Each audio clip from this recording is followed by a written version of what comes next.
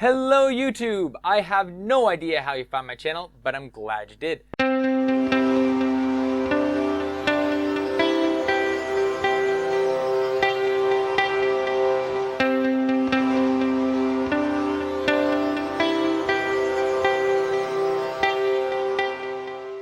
My name is Cameron Jacob Souza, and today I wanted to talk to you all about song learning. So, when somebody learns a new song, you usually think, oh, I'm just going to listen to it on repeat over and over and over again, and I'll learn it. Not so fast. So, there's actually a lot of things that you can do other than just straight up, oh, I need to learn this song, so I'm going to listen to it on repeat, so that you can learn the song in a more meaningful way and give a more meaningful performance.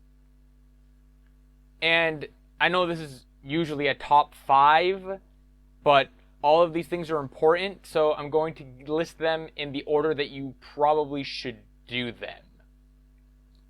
Starting with what you should do is planning. So, when you're learning a new song, or when you're doing anything in life really, you need a plan. A camp director that I worked with once told me after a failed ceremony, prior preparation prevents poor performance. There was a few more explicit words in there, but they all began with P. So, you need to plan. Take a look at the song, chunk it out, figure out what parts of the song look difficult, what parts of the song look easy. I personally like learning a song from the end of the song and working backwards so that I know where I'm going from.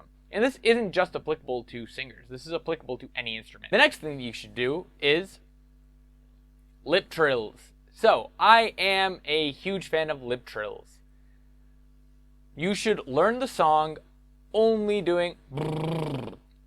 For example, the cover that I did yesterday of If I Didn't Believe in You, before I even went to words, I started with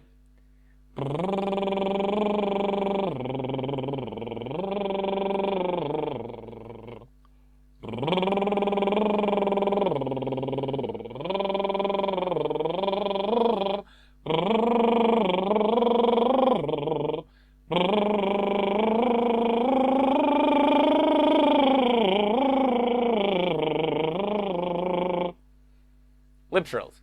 If you can't do a lip trill, I'd recommend doing an R roll.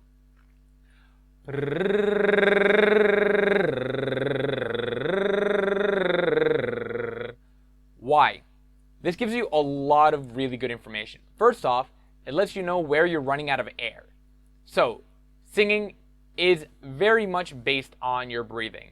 Breathing is a huge part of singing. So, figuring out where you run out of air is a good idea. Also, it lets you learn the notes out of the context of the words, which is really important for the next point, number 3. Monologuing. So, if you want to give a truly heartfelt presentation of a song, you need to be able to monologue it out of rhythm, out of notes, out of context. So, for example, going back to If I Didn't Believe in You, there are people and they're publishing my book that's in the context. If I take it out of the context, there are people and they are publishing my book, and there's a party that they're throwing, and you've made it very clear that you're not going, but I will be going, and that's done. But what's it really about, Kathy? Is it really about a party? Can we please for a minute stop blaming and say what you feel? Is it just that you're disappointed to be going again to Ohio? Did you think this would all be much easier than it's turned out to be? Well, talk to me, Kathy. Talk to me.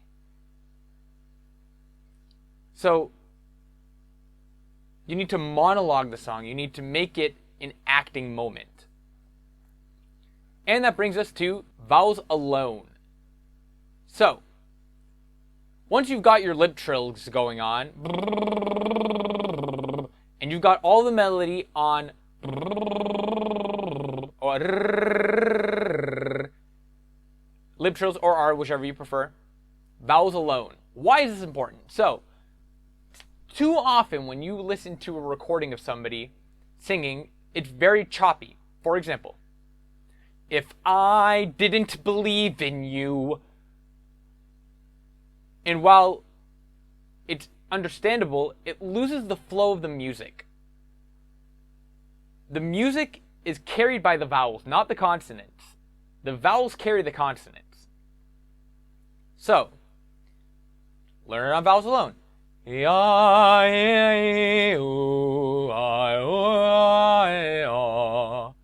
So you can focus on the vowel shapes as well.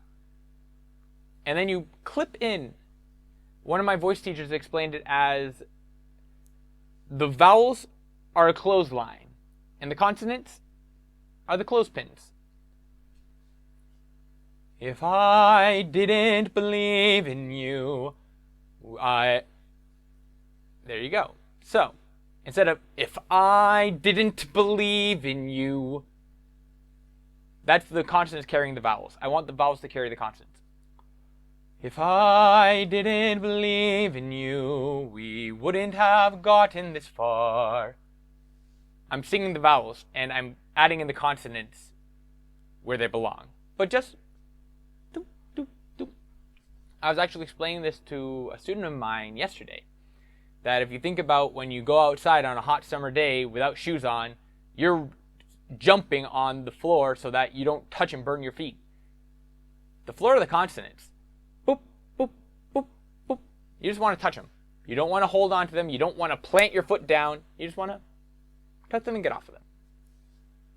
And all of this goes to my last major tip, which is memorize them separately. So, once I know the music, once I can sing all of the once I can sing all of the notes on Vowels Alone, and once I can monologue the lyrics without the rhythm, I want to memorize both of them separately. Why is this important? This is important so that I can learn the music for itself, first off. Second off, it's going to be easier for me to have a memorization of both of them and use them in performance. And if in performance my lyrics fail me, I have the music which I can hold on to. So, those are my 5 tips that most singers don't bother with when they learn a new song. What do you think? Did I miss something? Would you have added something? Let me know in the comments below. If this is your first time on the channel, thank you so much for being here. Give me a like, give me a subscribe. I hope to see you more. And feel free to go check out the other videos I've got going on here. I've got a lot of really different content. And I hope you enjoy it. If there's anything that you want to see on the channel that you don't see that you think would be interesting, also, come on, give me some comments down there. And I'll see you next time.